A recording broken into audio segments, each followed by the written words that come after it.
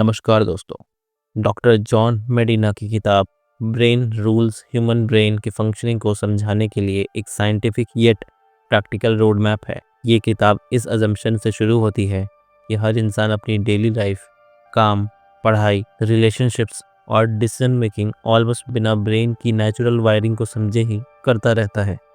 मेडिना का कहना है कि अगर हम समझ जाएं कि ब्रेन को क्या पसंद है, क्या नहीं, किस एनवायरनमेंट में वो बेस्ट परफॉर्म करता है, कौन सा स्टिमुलस लर्निंग को एसिलरेट करता है और कौन सी चीज़ें ब्रेन की परफॉर्मेंस को रुइन कर देती है, तो हम अपनी प्रोडक्टिविटी, क्रिएटिविटी, मेमोरी, अटेंशन और इमोशनल बैलेंस को ड्रामेटिक तरीके से इम्प्रूव कर सकते हैं। ब्रेन रूल्स वो 12 साइंटिफिक प्रिंसिपल्स प्रोवाइड करता है जो थाउजेंड्स ऑफ रिसर्च स्टडीज़ पर बेस्ड है। ये रूल्स एक जनरल लाइफ गाइड नहीं बल्कि प्रूवन न्यूरो साइंस की वो गाइडलाइन है जो प्रैक्टिकली अप्लाई की जा सकती है।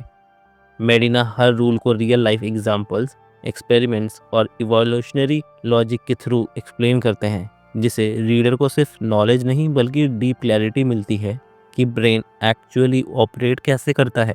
इस किताब का पहला मेजर प्रिंसिपल एक्सरसाइज और मूवमेंट पर बेस्ड है। मेडिना बताते हैं कि ह्यूमंस का ब्रेन उस ज़माने के हिसाब से इवॉल्व हुआ जब हमारे एंसेस्टर्स कांस्टेंट मूवमेंट में रहते थे। दिन भर वॉकिंग, क्लाइंबिंग, हंटिंग, गैदरिंग और अनप्रेडिक्टेबल सिचुएशंस का सामना करना उनका रूटीन था। ह्यूमन ब्रेन मूवमेंट के साथ एक्टिवेटेड, अलर्ट और इफिशिएंट फील करता है। आज का सेडेंटरी लाइफस्टाइल ब्रेन के डिज़ाइन के बिल्कुल अपोजिट है। जब हम लगातार बैठे रहते हैं तो ब्लड फ्लो स्लो हो जाता है, ऑक्सीजन कम रीच होती है और न्यूरॉन्स की परफॉर्मेंस वीकन हो जाती है।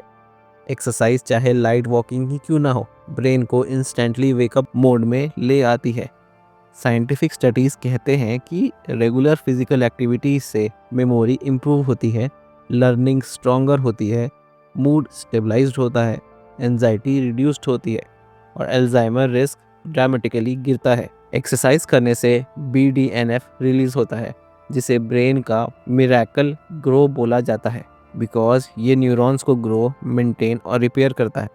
मेडिना सजेस्ट करते हैं कि लॉन्ग स्टडी सेशन और लॉन्ग मीटिंग के बीच 2-5 मिनट की मूवमेंट ब्रेक प्रोडक्टिविटी को मल्टीपल टाइम्स इंक्रीज कर देती है। इन शॉर्ट, बॉडी को मूव करना ब्रेन को एक्टिवेट करता है।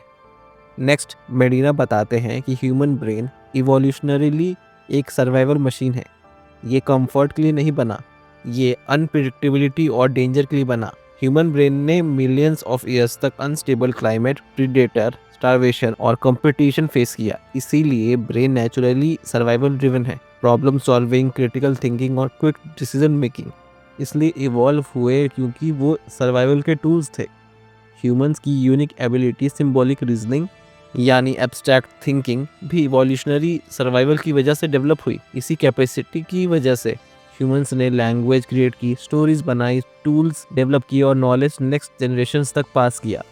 मेडिना एक्सप्लेन करते हैं कि कॉपरेशन भी एक इवोल्यूशनरी वेपन था। जब ह्यूमंस ग्रुप में एक दूसरे की इमोशंस, इंटेंशंस और एक्शंस को प्रेडिक्ट कर पाते थे, तब उनका सर्वाइवल चांस ड्रामेटिकली इंक्रीज होता था।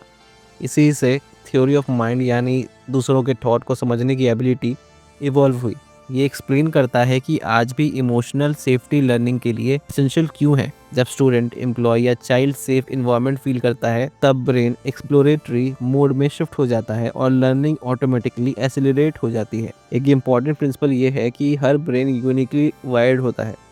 कोई दो इंडिविजुअल्स का ब्रेन एक जैसा स्ट्रक्चर और न्यूरल कनेक्शन नहीं होती। हमारे experiences, upbringing, culture, environment, habits, trauma, emotions, relationship और चॉइसेस न्यूरल पाथवे को कंटिन्यूअसली शेप करते रहते हैं। ब्रेन एक प्लास्टिक ऑर्गन है, यानी वो लाइफ भर चेंज होता रहता है।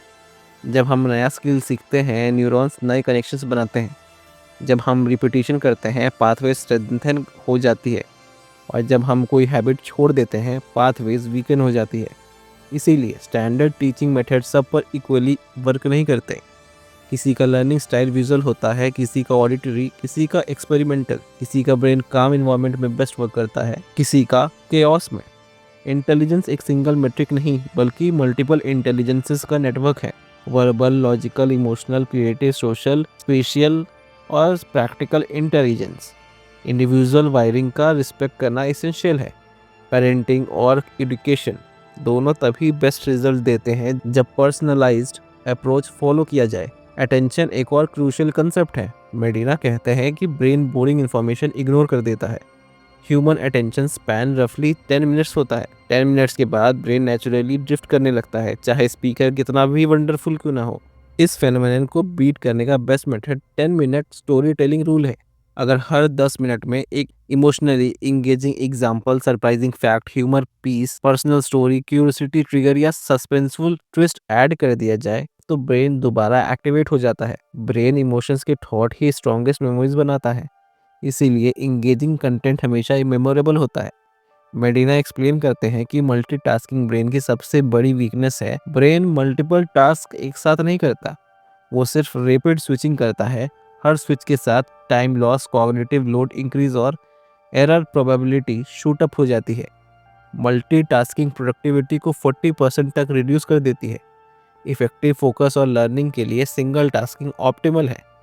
इस किताब का एक कोर पार्ट मेमोरी का साइंस को एक्सप्लेन करता है। मेमोरी इंफॉर्मेशन एक मल्टी स्टेप प्रोसेस है।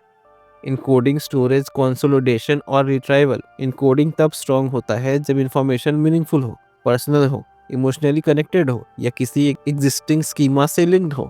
अगर इंफॉर्मेशन के साथ कोई इमोशन अटैच हो या कोई स्ट्रॉन्ग इमेज बन जाए तो इनकोडिंग लॉन्ग लास्टिंग हो जाती है। इम्बेंगस की फॉरगेटिंग कर के हिसाब से हम नई इंफॉर्मेशन का 60-70% एक दिन के अंदर भूल जाते हैं। इसका सॉल्यूशन स्पेस्ड रिपीटिशन है, यानी इंफॉर्मेशन को रेगुलर इंटरवल पर रिवाइज करना। Daily revision, 3 day revision, weekly revision और मंथली रिवीजन मेमोरी को परमानेंट बनाने का प्रूवन साइकिल है। इलेबोरेटिव इनकोडिंग, इंफॉर्मेशन को अपनी लैंग्वेज में एक्सप्लेन करना मेमोरी को मच स्ट्रॉन्गर बनाता है। जब हम एग्जाम हॉल जैसे बैकग्राउंड इमेजिन करके रिवीजन करते हैं तो रिकॉल और भी स्ट्रॉन्ग हो जाता है। मेमोरी यूज इट और लूज इट प्रिंसिपल फॉलो करती है। मेडिना का एक फैसिनेटिंग पॉइंट ये है कि human brain multi sensory information को ज़्यादा स्ट्रांगली इनकोड करता है। ब्रेन सेंसेस को इंटीग्रेट करके एक कोहेसिव वर्ल्ड व्यू बनाते हैं। अगर लर्निंग के दौरान सिर्फ एक सेंस एक्टिव हो, जैसे सिर्फ लेक्चर सुनना, तब रिटेंशन वीक होता है। लेकिन अगर विजुअल, ऑडिटरी, मूवमेंट और इंटरैक्शन कॉम्बाइन हो जाए तो ब्रेन मल्टीपल रीजन्स एक्टिवेट करता है और मेमोरी ड्रामेटिकली इंप्रूव हो जाती है। रिसर्च कहता है कि ब्रेन की 50% रिसोर्सेज विजन के लिए डेडिकेटेड हैं, इसीलिए विजुअल्स को इम्पोर्टेंस देना एसेंशियल है। प्रेजेंटेशन, टीचिंग, स्टडी और स्टोरी टेलिंग के दौरान diagrams, images, colours, gestures, metaphors, एनोलॉजीज और एनिमेटेड एक्सप्लेनेशन मेमोरी रिटेंशन को मल्टीपल टाइम्स इंक्रीज कर देते हैं। अगर कोई कंसेप्ट मल्टी सेंस इनपुट से समझा दिया जाए तो लॉन्ग टर्म रिटेंशन गारंटीड होता है। जेंडर डिफरेंसेस पर मेडिना का टेक साइंटिफिक है, स्टीरियोटिपिकल नहीं। मेल और फीमेल्स ब्रेन स्ट्रक्चरल और बायोकेमिकल लेवल पर नेचुरली डिफरेंट होते हैं। वुमेन के ब्रेन्स में इमोशनल और वर्बल सर्किट्स ज़्यादा इंटरकनेक्टेड होते हैं, इसीलिए वुमेन कन्वर्सेशन को रिलेशनशिप बिल्डिंग के टूल के रूप में यूज़ करती है। मेन के ब्रेन्स में स्पेशियल और कॉम्पिटिटिव सर्किट्स ज़्यादा स्ट्रॉन्ग होते हैं, जिससे प्रॉब्लम सॉल्विंग और गोल ओरिएंटेड बिहेवियर डोमिनेट करता है। स्ट्रेस सिचुएशन में यह डिफरेंसेस और क्लियरली विजिबल होते हैं। मेन गेस्ट यानी समरी टाइप इंफॉर्मेशन याद रखते हैं, जबकि वुमेन डिटेल ओरिएंटेड हो जाती हैं। ये डिफरेंसेस किसी सुपीरियरिटी को डिनोट नहीं करते, ये सिंपली 2 डिफरेंट वायरिंग स्टाइल्स हैं। Work place communication, parenting style, teaching method और रिलेशनशिप्स तभी इम्प्रूव होते हैं जब ये डिफरेंसेस समझ लिए जाते हैं। मेडिना का लास्ट मेजर प्रिंसिपल ये हाईलाइट करता है कि ह्यूमन नेचुरल एक्सप्लोरर्स होते हैं। बेबीज क्यूरियोसिटी ड्रिवन साइंटिस्ट की तरफ बिहेव करते हैं। वो हर चीज़ को test, observe, test, break, drop और एनालाइज करते हैं। क्यूरियोसिटी उनका फ्यूल होता है, उन्हें कोई फोर्स नहीं करता सीखने के लिए, उन्हें नेचुरल इंटरेस्ट पुश करता है। ऑब्जेक्ट परमानेंस जो 6 से 12 मंथ के बीच डेवलप होता है, ये दिखाता है कि बेबीज लॉजिकल रीजनिंग के बेसिक्स नेचुरली बिल्ड करते हैं। एडल्ट्स में क्यूरियोसिटी एनर्जी धीरे धीरे डल हो जाती है, mainly societal pressure, schooling patterns और सेल्फ डाउट की वजह से। लेकिन बेस्ट लर्नर्स और इनोवेटर्स वो होते हैं जो बचपन वाली एक्सप्लोरेटरी स्पिरिट को अलाइव रखते हैं। Curiosity patterns why, what if और हाउ क्रिएटिविटी को बूस्ट करते हैं। मेडिना कहते हैं कि एक्सप्लोरेशन ह्यूमन ब्रेन का सबसे नेचुरल स्टेट है। स्लीप और स्ट्रेस पर मेडिना कुछ डीपली इंसाइटफुल बातें बताते हैं। स्लीप मेमोरी कंसोलिडेशन का मेन इंजन है। जब हम सोते हैं तो ब्रेन दिन भर की इंफॉर्मेशन को प्रोसेस करके इम्पॉर्टेंट चीज़ें लॉन्ग टर्म मेमोरी में स्टोर करता है। लैक ऑफ स्लीप क्रिएटिविटी को डिस्ट्रॉय कर देती है। क्रोनिक स्ट्रेस लर्निंग को ऑलमोस्ट इम्पॉसिबल बना देता है बिकॉज कॉर्टिसोल हिपोकैम्पस को श्रिंक कर देता है। सेफ, सपोर्टिव और प्रेडिक्टेबल इन्वायरमेंट लर्निंग के लिए मैंडेटरी है। ब्रेन थ्रेट्स के इन्वायरमेंट में सर्वाइवल मोड में शिफ्ट हो जाता है और लर्निंग ऑलमोस्ट फ्रीज हो जाती है। अगर ब्रेन रूल्स को एक ओवरऑल विजडम के रूप में समराइज किया जाए तो ये कहता है कि ब्रेन को समझाना लाइफ को समझाने के बराबर है। हमारा ब्रेन एक एक्स्ट्राऑर्डिनरी ऑर्गन है जो प्रॉपर केयर, प्रॉपर इन्वायरमेंट और प्रॉपर यूजेस के साथ एस्टोनिशिंग लेवल तक परफॉर्म कर सकता है। एक्सरसाइज से ब्रेन शार्पर होता है, क्यूरियोसिटी से ब्रेन ओपन होता है, इमोशनल सेफ्टी ब्रेन को क्रिएटिव बनाती है, विजुअल्स और सेंसेस इंफॉर्मेशन को मेमोरेबल बनाते हैं, रिपीटिशन मेमोरी को परमानेंट बनाता है, सिंगल टास्किंग अटेंशन को रेजर शार्प बनाता है। इन सब प्रिंसिपल्स को अगर प्रैक्टिकल डेली रूटीन में डाल दिया जाए तो हर student, parent, creator, leader, teacher और प्रोफेशनल अपनी मेंटल परफॉर्मेंस को नेक्स्ट लेवल पर ले जा सकते हैं। ब्रेन रूल्स हमें दिखाता है कि हमारा ब्रेन एक एडेप्टेबल, डायनेमिक और कंटिन्यूसली इवॉल्विंग सिस्टम है। अगर हम साइंस बेस्ड हैबिट्स अडॉप्ट कर लें तो लर्निंग, प्रोडक्टिविटी, इमोशंस सब कुछ नेक्स्ट लेवल हो सकता है। बस रूल ये है, अपने ब्रेन को समझ लो और ज़िंदगी अपने आप स्मार्टर, कामर और सक्सेसफुल बन जाती है। धन्यवाद।